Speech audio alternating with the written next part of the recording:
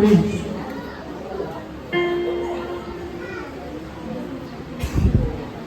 Nais po namin magandog ng awiting.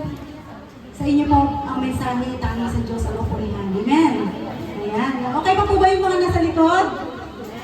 Ayan. So, sa oras po ito, isama-sama natin papurihan ng Panginoon sa pamamagitan ng mga awiting, tugtugin.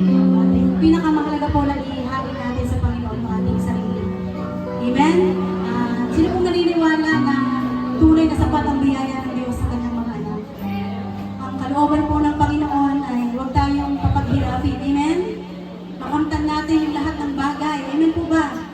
Pero kasabay noon na nakakamtan natin ang ating mga pangarap, yung ating mga hinihiling sa Panginoon, ang nais ng Diyos na lalo tayong mapalapit sa Kanya at hindi tayo mapapalayo. Amen? Nasa gitna ng ating mga kahinaan, yung mga struggles natin, mga pagsubok sa buhay, nananatili na ang yaman natin ay tanging si Kristo lamang at wala nang iba.